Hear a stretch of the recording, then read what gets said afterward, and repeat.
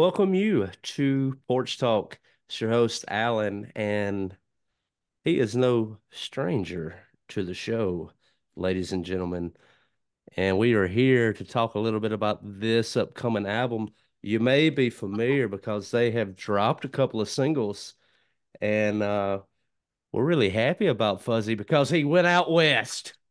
Hell yeah. So, Fuzzy Thurston is back, everybody. What's going Yes. on, dude? How you doing, pal? Good to be back. Man, I'm just happy to be here with you, man. It's been too long. It's been I think about a year actually. Yeah, we just ain't good with that kind of thing, man. Yeah. So, Yeah, it's been about a year. so tell God, me, there's a little delay. yeah, uh I hope it's not on my end. I don't think so. Uh well, let's catch up, man. What has been good? What have you been up to other than the Out West project? Give me a little insight on the world of Fuzzy. Yeah, dude. So we wrapped up recording in the spring, and so this past summer we just been getting all the pieces back together. After we disassembled the band about a year and a half, almost 2 years ago now. We came back and put the pieces back together. A couple new players, and it's just been good. We've been playing some shows. We had um, a couple hiccups along the way, but we just finished up a really great festival here in Buffalo called the Borderland Music Festival. Hmm. The Black Crows were the headliners, and so we got to play. Marcus King was there, and the band Camp, a whole bunch of other bands. It was a hell of a party, man. So we that was like a huge confidence boost going into the fall, getting kind of our sea legs back. Yeah, what a way to do it. Black Crows, Marcus King, and Camp. Marcus King and Camp specifically in this area. Well, Black Crows too, but they have been all the rave for some time. And that Marcus King, he's kind of found his way into the comedy scene with that Joe Rogan and He has. that Kill Tony crowd. So he's kind of found himself in a brand new network.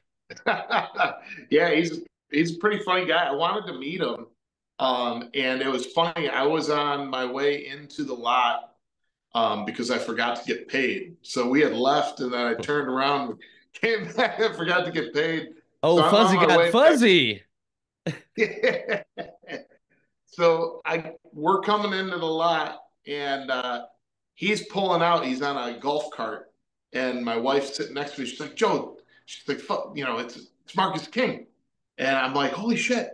And I go, "Hey, Marcus," and he's sitting there. He goes, "Hey, man," and we just like ships in the night, just passed. So I got to say hi to the man. I didn't get to shake his hand. Yeah, that's one thing we have Early James, he's on the Easy Eye Sound label and he's out of Birmingham, and Marcus King is on that label. And I know that Rogan loves the Black Keys, and Dan Arbach runs the Easy Eye Sound label.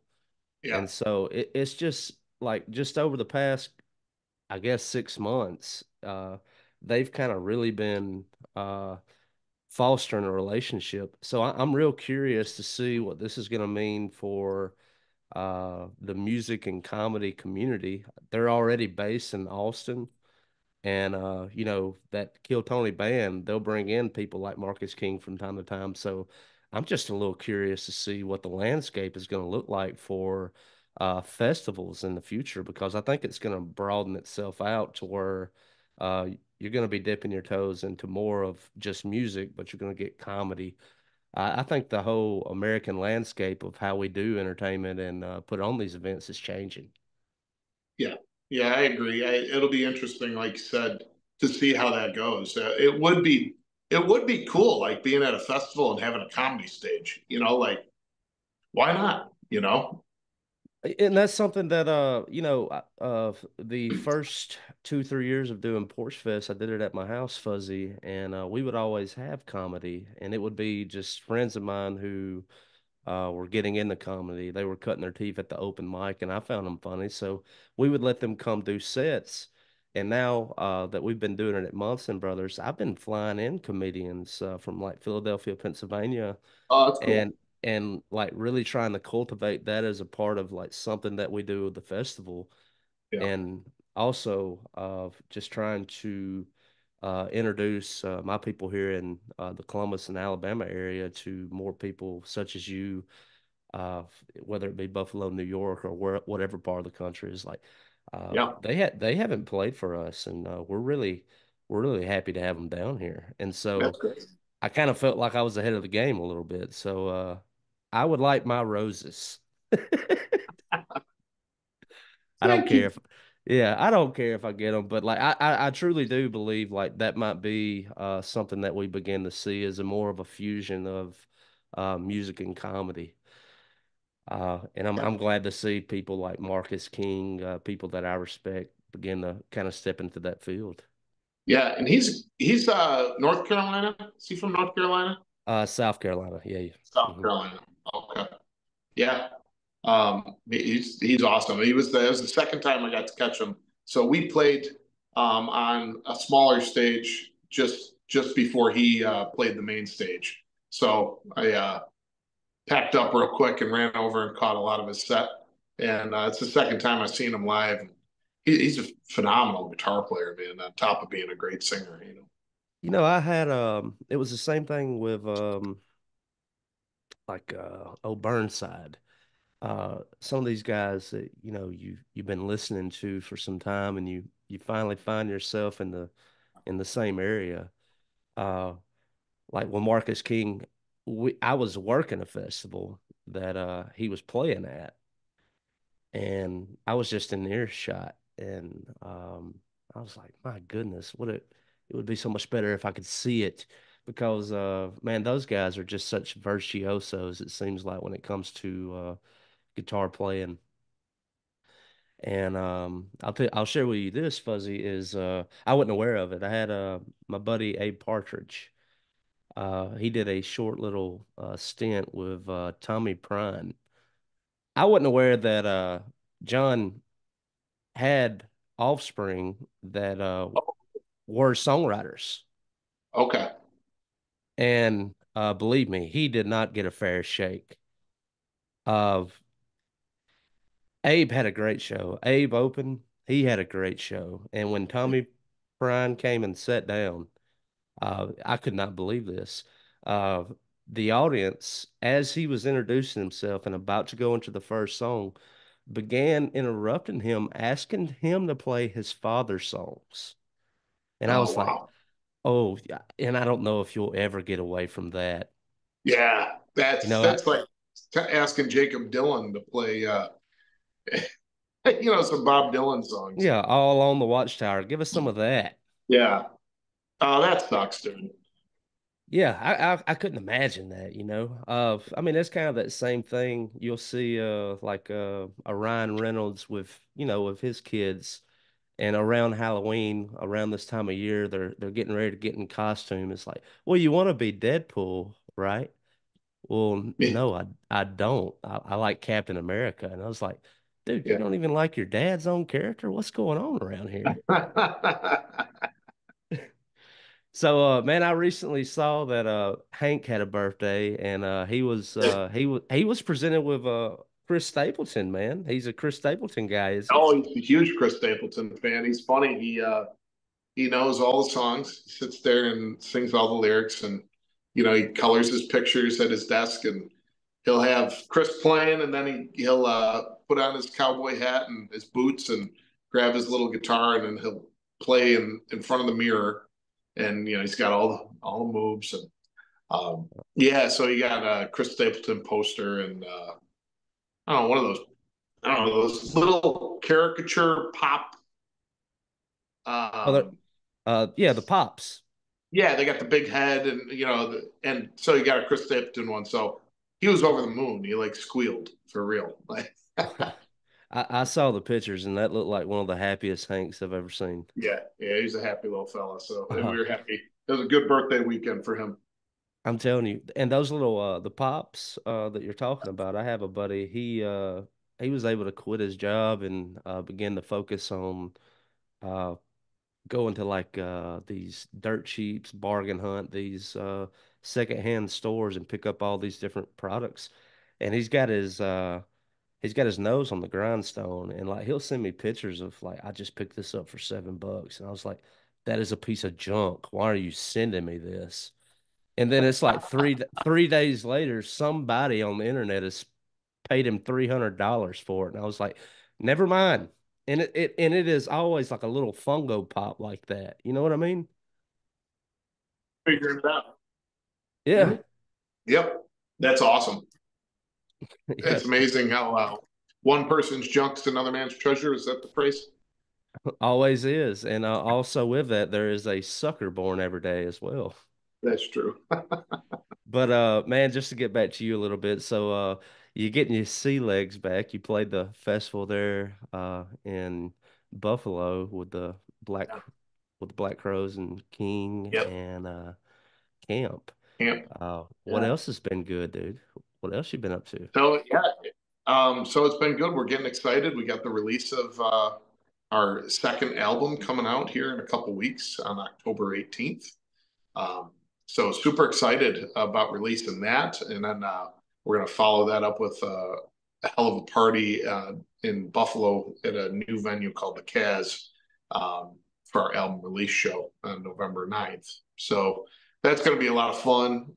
And then we're starting to reach out a little bit. We're going to be out in Rochester at a this doing a show up there, and just got a few gigs lined up for the rest of the year, and then we're really going to focus for 2025. So now that we're getting our steam back, um, we're planning on I don't know, trying a few new things. Maybe branching out a little bit and doing a couple like 3-day mini stretches, in the southern tier of New York or venture into PA Oh, a little bit. So look we might out. have to fly down and see you. I know I keep saying it. Buddy, let me be a part of that. I have a festival that I run that I would love to have you at. That'd be And a blast. also, man, just with the local art councils and some of the other venues, I've got one coming up in January that I'm really happy about is pairing up songwriters from different parts of the country, Yeah, and they're in somewhat of a same vein, but one thing that they all have in common is they ain't been found yet, and when they get found, they'd be like, you don't want to miss this show. yeah, Because these are phenomenal songwriters. And so I'm doing another songwriter showcase in January. I kind of feel like you, Fuzzy. I'm really putting all my eggs in 2025. yeah, I put a lot of work down in this year in 24, and I'm really excited about seeing the fruit of my labor in the upcoming yeah, year. So yeah. I something I think I, go ahead. for me, it feels like we're just really starting to come out of that COVID malaise, and like it just, I don't know, you feel it picking up a little more. People are starting to come out to shows more. It's Hmm. been really slow getting people back to shows, and it's been what, 3 years? Yeah, Um, so yeah. it's really starting to pick up again. So I feel kind of the same. It's just 2025. I think is just going to be um, just so much better than the previous year. So, I feel the same way. There are so many venues in days gone by before COVID. And by the way, aren't we all sick of saying that C word? yeah, right. But it continues to come up when I'm talking to creatives, and like it's coming up here again.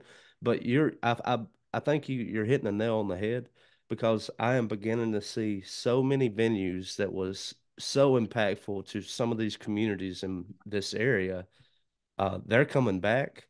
Yeah, Uh, and their first expense was renovating the place and getting a good PA, finding a good sound guy, and yep, you ought to see some of these places. And Yeah, I remember going there 10, 15 years ago, Fuzzy, and just catching, the bands at that time that I really liked, and like looking at it now, and I was like, ooh, to see those guys here and now, we got a yeah, real opportunity here. sure. But yeah, I truly believe that. I'm seeing that with the open mic that I host, with some of the shows that I help put on, that more and more people seem to be uh hungry, and they're finally, I believe, completely over Yeah, everything, and they're ready to get back on track. yeah, yeah. I agree. I agree a lot. And one of the things here that we're noticing though is the original music crowd Hmm. um, is small. It's like basically this Borderland Music Festival that we went to. Like basically everybody in Buffalo who likes local original music was at that festival. So I mean, what it was about? I think it's like a 10 to 12,000 person festival, maybe. Hmm. So out of the an area, a greater area of a million people almost. You got 12,000 people that listen to original music, and so many original bands trying to compete for them. It makes it hard to get people out to shows every weekend when there's a band here, there, and everywhere. So that's why we're starting to think a little bit more outside the box and maybe doing a 3 night stint in Pennsylvania or the Southern Tier and hit some of these smaller areas. One of the great things about our releasing our singles over this past year is I've really been able to track where our listenership's coming from. And what's cool is here in New York, we've had a really great uptick in like central New York, and then a really big uptick in Brooklyn, New York, right there in New York City. So, and as well as Rochester, which is about an hour and a half from us. So that's all along one highway. So it's like we could, hit three places and try and make a weekend out of it, kind of thing, and try and hit some target audiences. Um, so we're gonna start playing around with that because you can't play every weekend in Buffalo as an original band. It just, you're not going to get the people. Yeah, you can't. I mean, even here in we call this area that we're in the Golden Triangle. You have Columbus, Starkville, and West Point. It's a tri-city area, Yeah. and all three of these towns are beginning to come alive, like what you and I were talking about earlier. And uh, some of the shows that I've seen that were hard hitters, those are people that typically don't play this area. Yeah. And people were really hungry to see something they hadn't seen, Right. that they've been listening to. And so I wanted to back up just a little bit uh, to the previous work you did solo with your stories and songs. Just to go back to that project for a second, and to walk it up to coming back with the Rust Belts and a full band. Um, what did you learn from uh, that recording up till, man, I want to get the Rust Belts back going again. Um, I realized it's a lot harder to do it alone than with a group. Um, and you know, it was still Carl and Matt, so my guitar player and bass player, were still hanging around with me. We were still doing. Matt and I had been doing some duo shows and stuff like that. He'd been joining me on the upright bass, and Carl and I have been working on stories and ballads, and he'd do some guitar work for me occasionally and stuff like that. So we would still be writing and getting together. And I'm like, you know what, this is silly. Like, let's try and repatch this and get it back going. And so I called Mandy, and she started crying because Oh, and I didn't sweet realize Mandy. how hard she took it. And there was a lot of emotions there that we ended up, talking about and getting through.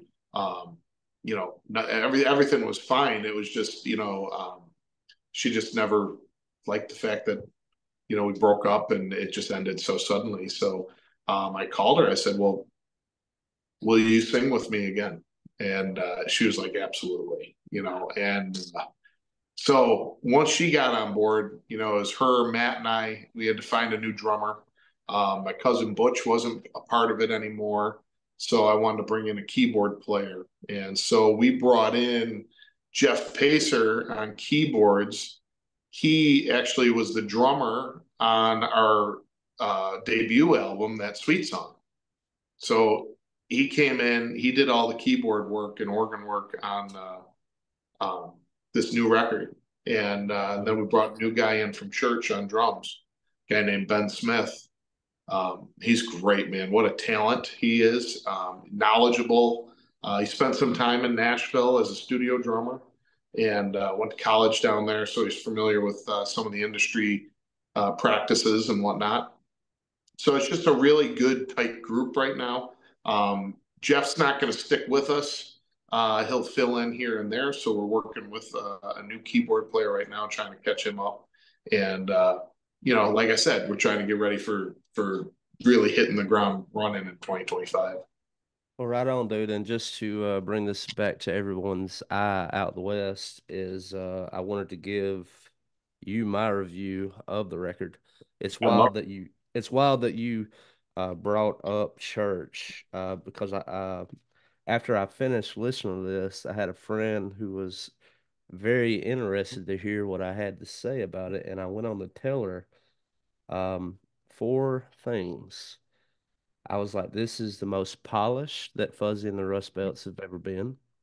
Thank you. Um, I can hear a lot of the church influence, and we'll get into that in a minute. I don't think we've ever really talked about that. We haven't. No. And also like just the whole idea and kind of the genre. It was a little bit different than the first album. Mhm. I still hold them both. I cherish both those works. Very fine work, but like just this entire production is just so much different than anything from the past. It is so polished. Thank you. Uh, and just like I said, it's well produced. It reminds me of Christian recordings. Uh, it's classic Americana, as if it was gone out west, which I think was what you were going for. Yeah. So hat off for that, well done. And number four is they did not lose the previous sounds and uh the proficient songwriting that I had come to love. Thanks, man. Yeah, so and what I mean by this church recording and polish is, man, we have so many guys in this area who are so talented. Mhm. And right when you hear them queue up on our stage and we have an outdoor stage and they get their pedal boards and they're getting everything mixed and ready is without me, even if I didn't know them, just coming from that background, they're treating this outside bar slash venue gig like a Sunday morning. Sure. And like they're going a little bit further than just the pedal board. Yeah. They're EQing. They have a compressor, and they're doing a lot of work on the back end up front. And I heard a lot of that on this record. Yeah. Yeah, Carl was just he's so great to have. Again, it was Carl taking the lead on the production side of things. I assisted in that producing role, but he really took charge when it came to the technical side of things and sounds and different flavors that he wanted to use. And he he bought, I forget what we had a video of this little amplifier that it was made out of a um, old movie theater projector, and he was able to convert it a uh, into an amp.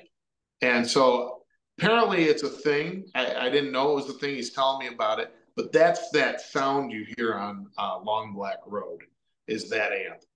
Oh, very good, because I was very curious about that because I had never really heard anything like that before. That was very strange. Yeah, I didn't know if that was some kind of a pedal or if that was some kind of, I didn't know if y'all had put a patch on it. I didn't know what that was. yeah, yeah. He ended up putting this whole thing together, and it just has a really great crunch to it, and Good it grief, worked does it? well. Yeah, it worked really well. So we were really pleased with the sounds he was able to come up out of that session with, and and just everything from dynamics to structure, everything. We just were very meticulous. There was a lot of thought that went into these songs. Like I said, Ben, our drummer, had a lot of great ideas on the percussion end of things. If you really listen, you hear shakers, you hear tambourines, and what I didn't hear them. I'm like, yeah, okay, you want to do them, fine. And then when you listen to the whole project, it just fills stuff and adds flavor. And everybody had a lot to offer on this record. I mean and that was like, just to go back to that word, and I know that with the first Fuzzy and the Rustbelts album, and then with Stories and Ballads, and now with this, Jim, is the word I keep coming back to is incredibly polished. Like Thank you. I don't know how much time you spent like in that studio, but it looked like every thought and of every little thing was very, like you, I guess you just said, very meticulously laid out for this one. And Yeah. I can tell um, that this project here really is probably going to separate itself from the previous work. Yeah, I'm very pleased with this album. It took a lot of time. I mean, when you're talking about how much time do we spend in the studio, we were in the studio for 6 days. Um, Really? but we've been in pre-production for this album since August of 2023. And so that was bi-weekly rehearsals up till January of 24, and then it was weekly rehearsals up until April when we started recording. So Wow. that's how we did it. We wired up the whole rehearsal space. Did recordings every week. Everybody would go back, listen. What can we do better? What can we pick from this? And do we like this song, that song? We did 12 songs. We wrote 12 songs. We recorded 10. Hmm. So that was pretty good work right there. I was happy for it. We took two songs from Stories and Ballads, Leaning Into You and Be Free, made it on the record. I Um, saw, I saw that, and it was good to kind of hear the band behind those. yeah, And yeah, I like having both versions, but I think those two are kind of the standouts a little bit. Maybe yeah, because I'm most familiar, and they kind of, when I put it on and I was just going track by track, both of those songs caught me because I knew them. right. But then when I was going back and listening, it caught me once again, of just because I was like, well, that is totally different than the way that I remember it. Yeah, yeah. Leaning Into You, especially. We had done stuff. I think I'm going back December of 2022. That song, I wrote that song. Oh my gosh, 4 years ago, Hmm. maybe almost 5 years ago. But we didn't really start working on it. It was Matt and Carl and I in December of 22, just before the band broke up. And we had just thrown like a dummy drum track on because I was having a problem with the click. So we threw on some dummy drum track for me to just stay on as we were doing a recording at Matt's house. And I loved the simplicity of that drum track. And there was like, I don't know, 2 measures of drum track before I came in. And so, I'm like, oh man, I really like it starting with the drums. And so we took a lot of those influences, we brought it in, talked with Ben, our drummer, and he was kind of doing what we originally had thought. And then he's like, okay, yeah, that's cool. We can do that. And then we talk about producing, right? So I told Carl, I said, I'm done.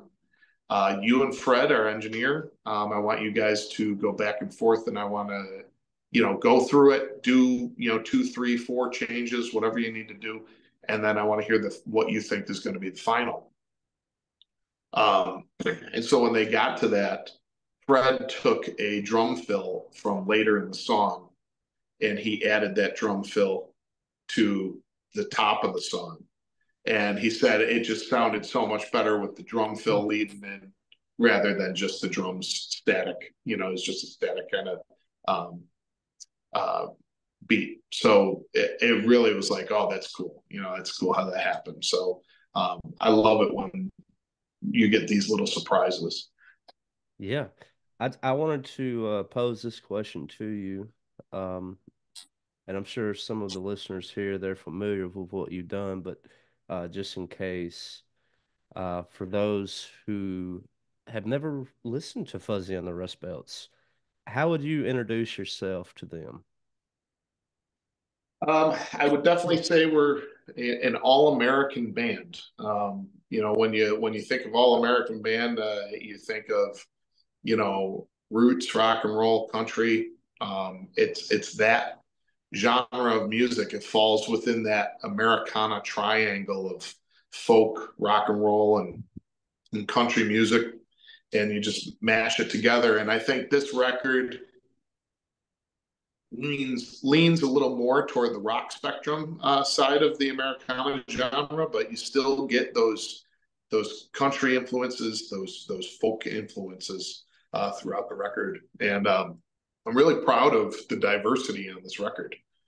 It just really lends itself to what I consider Americana.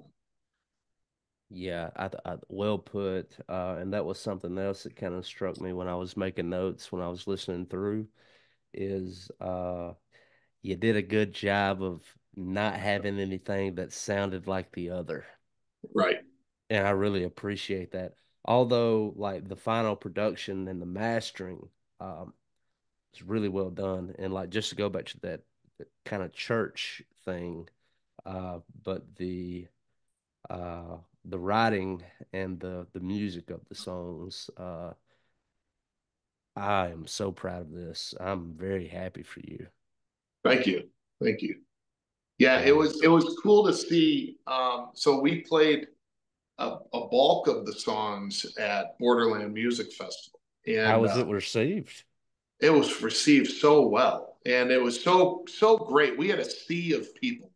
It's like it was really fantastic. It was like I said, getting your sea legs back with a sea of people, and being able to throw the songs out there, give a little brief intro of them, and have people sit there and actually listen to you. Like normally at a big concert or a festival, you don't expect people to really be listening to you. Well, These there's people always that one guy in the crowd that's gonna be like, "Shut the hell up!" play some Bob Seger. There Yeah, he is. There he is. yeah. He's always there. Um, But like it was cool, man. It was just cool to see people listening. You look out into the crowd, there were people wearing Fuzzy the Rustbelt shirts that I didn't know, which is, it's always cool when sometimes you expect your mom to be wearing a Fuzzy shirt, but Sure. when it's a guy that you don't know that's out there in the crowd going, yeah, it's cool. And so it was a real big boost, but being able to see people lock into certain songs and like leaning into you, for instance, that song is a pretty chill track, but it's just got a vibe. and people dug into it, man. And when we kicked into Dead and Gone, which is the first track of the album, you Mm-hmm. know, people were listening, and then when it really starts, it just pops. People were like, "Yeah," So it's just really cool to see people's reactions in a good way, and be able to perform with these folks in the band at a high level is just it's just so rewarding. I wanted to I think that's a good time, and I think we'll use that song is take me a little bit through the origins of Dead and Gone. How did that come to be? Um, so Dead and Gone was the last song to be written for the album. It it's kind of a funny story. My father died um, almost a year ago, and I lost mine in January, buddy. I'm sorry to hear that, bro. Hey, we're going through the same thing. Yep, yeah, my father died November 18th, 23. Um, and so we were in a rehearsal. Playing. We had just finished playing "Leaning Into You" because Hmm. it's in the song's in open D. So I was still on the in the "Leaning Into You" guitar, and I just started playing a couple chords, and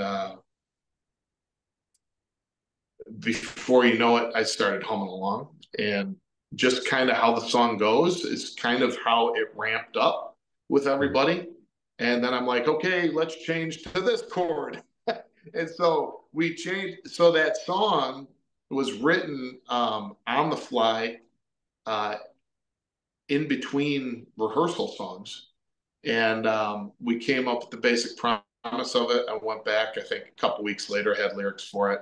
And the rest was really history on that. The lyrically, "Dead and Gone," that came out of an improvisation as I was just singing random words. But my father was very much on my mind at that time, and him being, dead and gone. So that title, um, it's not about my father. It really actually has nothing to do with him, but he inspired that um, to go that route, and for me to get into those lyrics there, talking about basically needing, a savior, whether it be God or a friend or a family member, whatever it is, someone to help you pull through a tough time.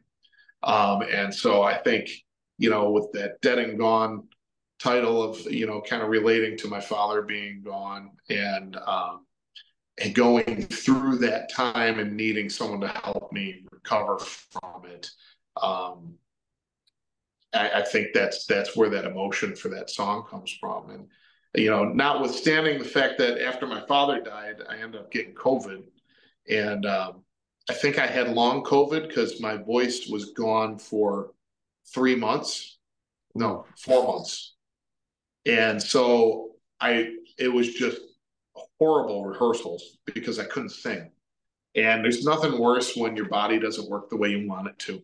And, you're coming up on um, putting out a new record, not knowing it's like, I have to record at the end of March, early April. Am I going to and be I able to? still sound like Steve-O. What's going on?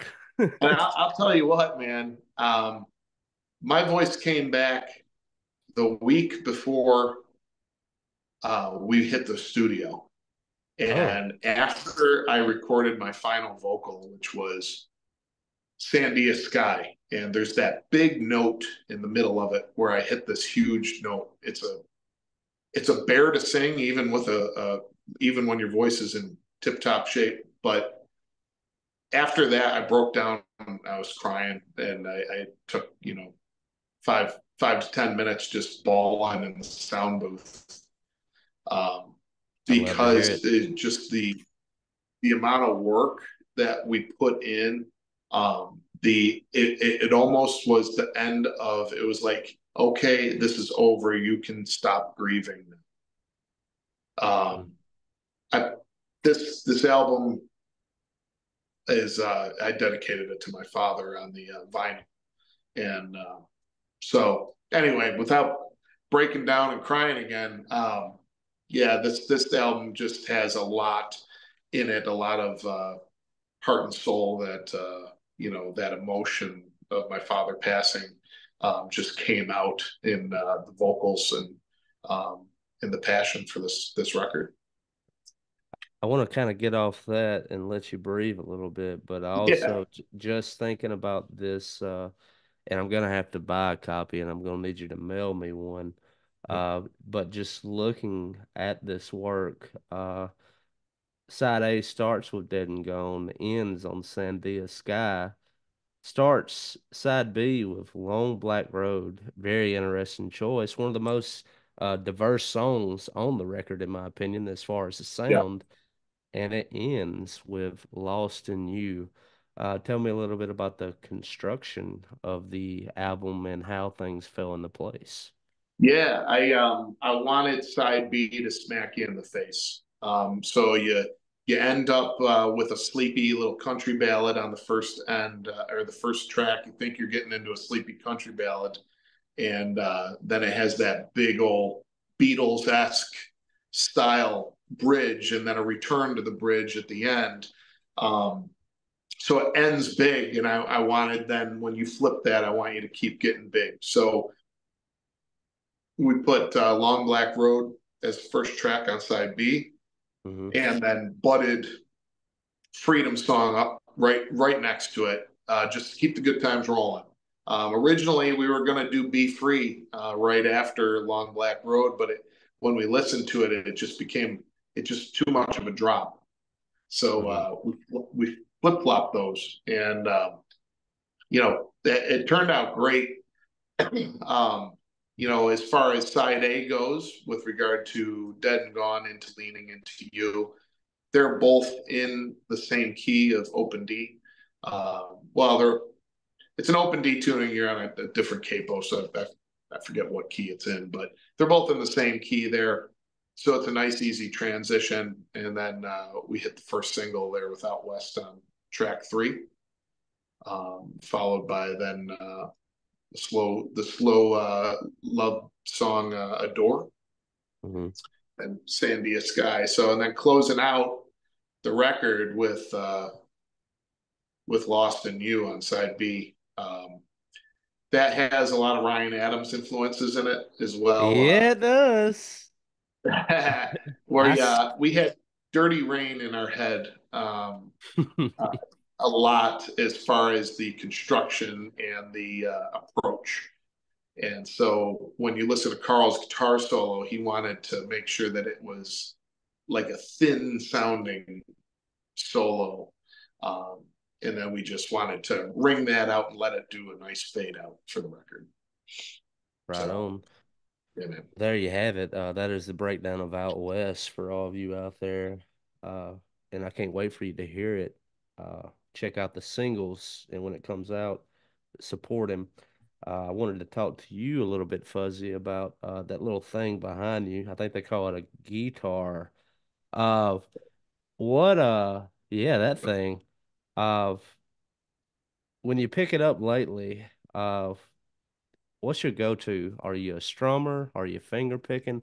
Where's your mind been out lately since you got this done? It's been a little bit of both. I've been really enjoying the open D tuning. Yeah, you Um, have. so yeah, I wrote a new song actually recently. It's not finished yet, but um, using that open D, and it's just opened up a, just a different door in my head creatively, and it's got a little bit of a Sturgill sound to it, um, which I really like. And us as a band, we've all been nerding out on Johnny Blue Skies lately, Oh and yeah, or is Johnny Blue Sky? Yeah, it is Johnny Blue Skies, I think. But so we've all been in this Sturgill uh, um, vibe right now, and I think some of the influences of his records of the past kind of bled into that song. So it's been a little bit of a mix of finger pick and strumming. I've never been solely a straight finger picker or strummer. My I don't know. My cousin called it like lazy finger picking, where it's like a little bit of picking, a little bit of strumming, Yeah. that kind of thing. Uh, Yeah, I'm glad that you brought that up. That is a conversation that we've been having around here. We've had some of our songwriters, even guitar players, begin to feel a little bit stale when it comes to the instrument. yeah, And that is one thing that we have really been in circles talking about. And I was not the one to bring it up, but I was the one to heed the advice. If you're having a hard time in standard, maybe throwing a capo on the second or fifth fret won't do it for you. But a great way, if you're a guitar player only, is, as Fuzzy said, is to throw that thing down in a tuning you're not familiar with, and lo and behold, you got a brand new instrument, yep, yeah. and it'll open up a lot of doors for you. Yeah, really quickly too. It's amazing how I think I've written 4 songs now in Open D. Um, so Floodgates it's are wide open for you. yeah. So it's still, I still got more learning to do. As far as like, you know, what the chords actually are. Like right now, I'm just playing. Yeah, that sounds good. Yeah. Uh, but that's the fun part, right? Like it's you don't always have to know, but um, I want to become a little more proficient in knowing what I'm playing when I'm in Open D and Open G too is another option. A lot of country songs use Open G. So I haven't played around in that arena though too much. Get your little slide handy when you do. Yeah, yeah, yeah. I got to work on that. Hey, with Open G, it'll come real natural because everything is Yeah. right in line. Fuzzy, what about as far as what you've been putting your ears on? What you've been listening to? Oh, listening to so a long time ago, I think this is going back 3, maybe 4 years. You told me about a band called the Red Clay Strays. Oh yeah. And so, oh man, maybe 3 months ago, I forget the name of the song. Wondering why? Which one? Wondering why? Is that a recent off their recent album? No, that was off the their oh gosh, I know the popular track on the new album, but it's a Like song track about 5, something like that. yeah. I know the song anyway. Okay. Sorry. Anyway, so whatever it was, it came up on Instagram Reels, and they did a live recording of it, and their drummer was so funny looking. The faces that he was making, I Oh, was like, John man, this Hall. He's a funny yeah, I'm like looking this guy's guy. fun to watch. Like, so I went onto YouTube, I found the whole video, and then went and looked him up, and I didn't realize like exactly how big they have gotten. And man, I'll tell you, I haven't listened to their back catalog yet. Is it But wanna be this new record loved? that they just put out is fabulous. Which one? Is it wanna be loved? Which one? Want to be Wanna be loved? Yeah, it might be. yeah. Dude, I'm telling you, those guys, I happen to be living down in Mobile, uh, when they were forming what we see and hear now. They didn't have Zach Rochelle on lead guitar when I went and used to go watch them at Doherty's on Dolphin Island.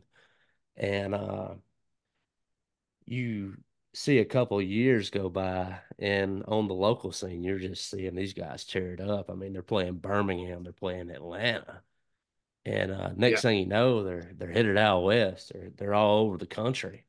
And then they got a Yeah. song, and their T-shirt is being worn on that film Doctor Sleep, which is the prequel to oh, what is the film with Jack Nicholson being crazy with the axe going through the door? Uh, Oh, yeah. I know what you're talking about.